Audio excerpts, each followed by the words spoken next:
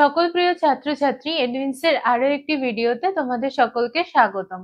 আজ আমি দশম শ্রেণী জীবন বিজ্ঞান বিষয়ে তৃতীয় অধ্যায়ের একটি গুরুত্বপূর্ণ প্রশ্ন সম্পর্কে আলোচনা করব। সেটা কি দেখো, আমি বোর্ডে লিখেছি, মেন্ডেল তার পরীক্ষার জন্য মটর গাছকে কেন নির্বাচিত করেছিলেন।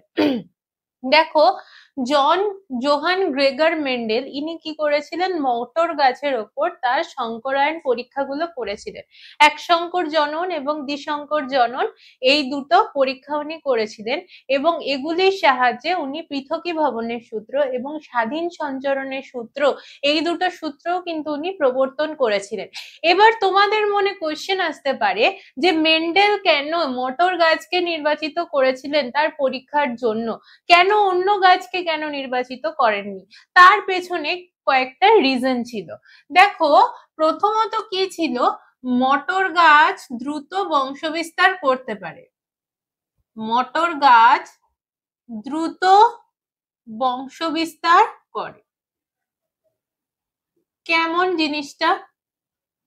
মানে হলো, মটর গাছ যেহেতু খুব ফাস্ট রিপ্রোডাকশন করে থাকে, এই জন্য তোমরা মানে বংশানুক্রমিক ভাবে উনি কিন্তু মানে মটর গাছকে পরীক্ষা নিরীক্ষা করতে পেরেছিলেন। যেহেতু খুব ফাস্ট সেটা মানে বংশ বিস্তার করছে, তাই জন্য বংশানুক্রমিক ধরে উনি মটর গাছকে নিয়ে কিন্তু পরীক্ষা করতে পেরেছিলেন। 2 নম্বর পয়েন্ট কি ছিল? 2 নম্বর পয়েন্ট হচ্ছে, একটি ক্ষুদ্র স্থানে বা অল্প স্থানে অনেক বেশি মটর গাছ ফলন করা সম্ভব। অনেক বেশি মটর গাছ ফলানো সম্ভব।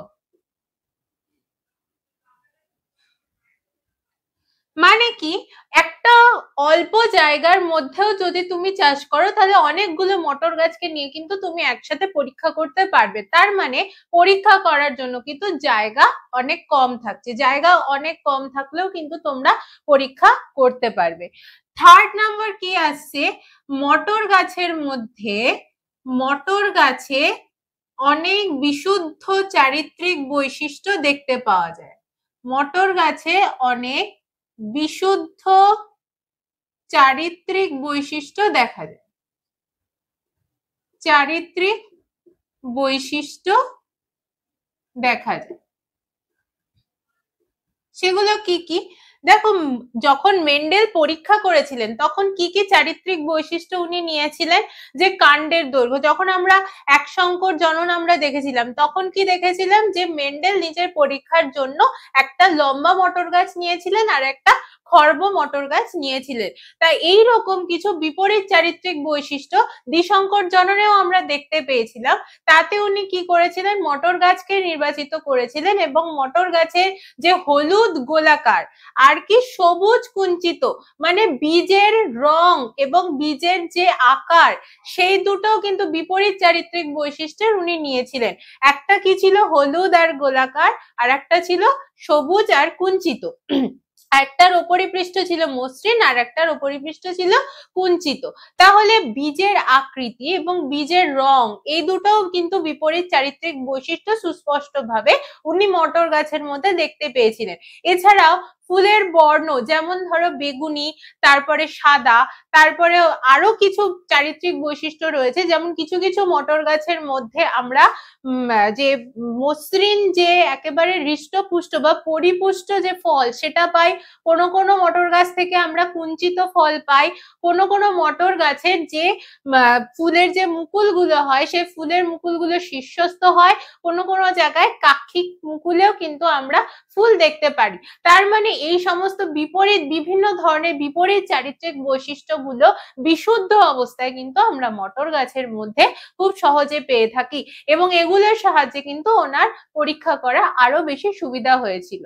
তারপরে আর কি ছিল, 4 নম্বর পয়েন্ট, মটর গাছে কি খুব সহজেই স্বপরাগযোগ ঘটানো সম্ভব। মটর গাছে খুব সহজেই স্বপরাগযোগ ঘটানো সম্ভব।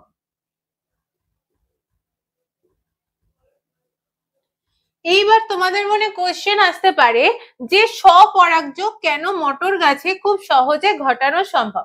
আমরা যখন স্বপরাগযোগ পড়েছিলাম তখন কি পড়েছিলাম, যে যে সমস্ত উদ্ভিদে উভলিঙ্গ ফুল থাকে, উভলিঙ্গ ফুল অর্থাৎ স্ত্রী ফুল এবং পুরুষ ফুল দুটোই একই গাছে জন্মায়, তাদের ক্ষেত্রে কিন্তু স্বপরাগযোগ খুব সহজেই সম্ভব। অর্থাৎ একই গাছের একই ফুলে অথবা একই গাছে অবস্থিত আলাদা দুটো ফুলের মধ্যে যখন পরাগযোগ বা নিষেক হচ্ছে তখন সেটাকে আমরা বলছি স্বপরাগযোগ। স্বপরাগযোগ মানে একই উদ্ভিদ যেহেতু সেখানে উপস্থিত থাকছে, তাই জন্য সেটাকে আমরা স্বপরাগযোগ বলছি। তাই যেহেতু মটর গাছ উভলিঙ্গ হয়ে থাকে, অর্থাৎ পুরুষ ফুল এবং স্ত্রী ফুল দুটোই একই গাছে জন্মায়, তাই জন্য মটর গাছে খুব সহজেই কিন্তু স্বপরাগযোগ ঘটানো সম্ভব, যেটা মেন্ডেলের পরীক্ষাকে আরো বেশি সহজ করে দিয়েছিল। আর কি রয়েছে, মটর গাছের যে ফুলগুলো হয়, মটর গাছের ফুলে খুব সহজেই ইমাস্কুলেশন ঘটানো সম্ভব, খুব সহজেই ইমাস্কুলেশন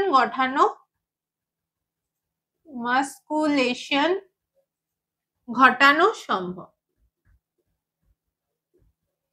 এইবার তোমাদের মনে কোশ্চেন আসবে যে ইমাস্কুলেশন পদ্ধতি কি।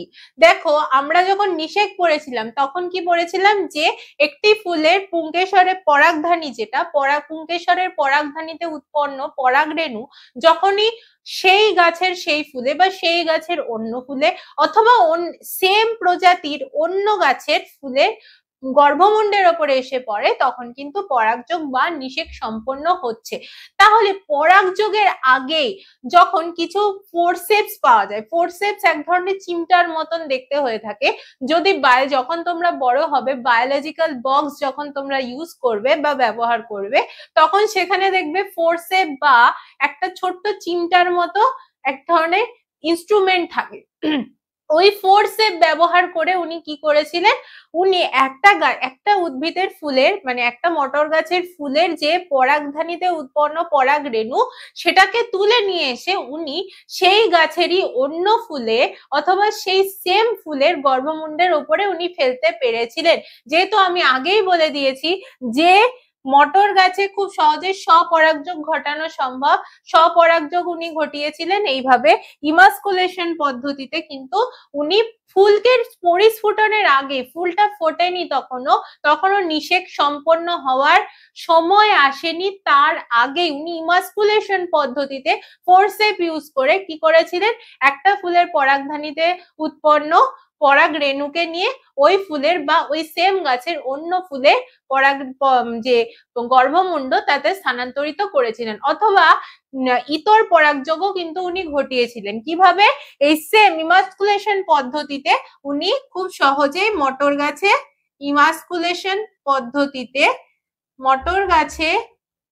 খুব সহজেই সেম ইমাস্কুলেশন পদ্ধতিতে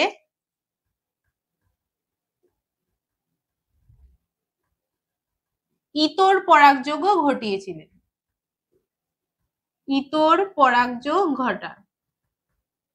এবার ইতর পরাগযোগ কাকে বলছে, যে আমরা আগেই পড়েছি যে যখন কোনো দুটো একই প্রজাতিভুক্ত দুটো আলাদা গাছ, ধরো একই প্রজাতি আম গাছ, একটা হচ্ছে হিমসাগর আম গাছ, একটা হচ্ছে ল্যাংড়া আম গাছ।